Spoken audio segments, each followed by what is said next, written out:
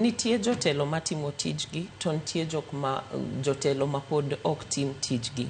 To nikech king'iyo, for example, kaka youth, jok mani grassroot ka. King'iyo youth mani grassroot, moko yudo pesa ni moko ok yud. To yudo ka tekngi mondo giyud kaka gisudo mbele.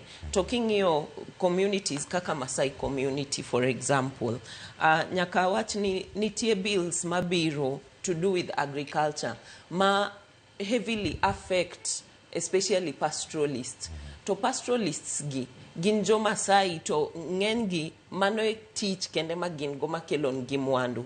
To koro ka wawacho ni wadwa timo gik moko kaka vaccines, mano king'iyo side ma leadership wacho ni wadwa timo gik moko kaka wadwa timo vaccines, to vaccines gi nyaka bill no wacho ni nyaka ubed gi registration ma ka in gi dhok nyaki register dhok, ka in gi diel nyaki register diel.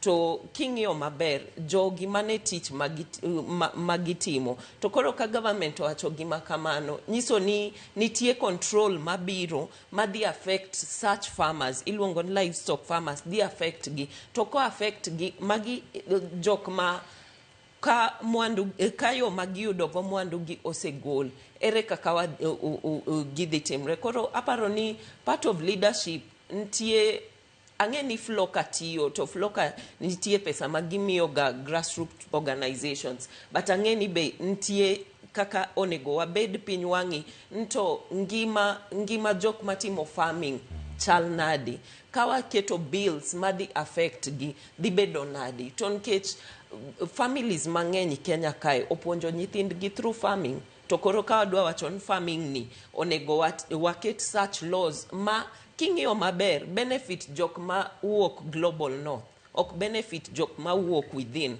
Koro king'iyo mano tineno ni leadership wa ofail wa kar farming kae. To nikech ka wawuoyo gik moko kaka food security, nyaki ng'in to bills maketo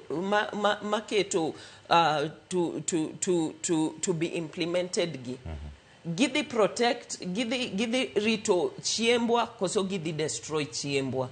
Bills mawaketo gi, ere kaka jowa matimo farming dhi bedo protected.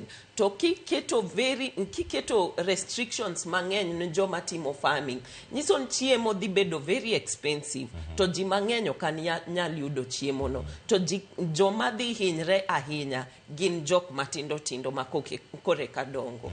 Koro nyaka wayud ka leadership timo tijgi, to lakini to this point nitie kama ok gitim maber. To kaka joma tindo mantiere chenro ni kata mane pauni, udhiro telo gi machalande mondo mi unene adier gi chopo, nikech en telo machakore piny kadhi malo, kata kapok jodhi ka global north kata COP. Jo mane county ka kaka joma tindo onego ketgi e pim mane, ma wach ni keto ng'ane tesre, ukete ng'wech mondo mi ochop gigo kare monego bed ni okadho yod bura. Gima timo sani en ni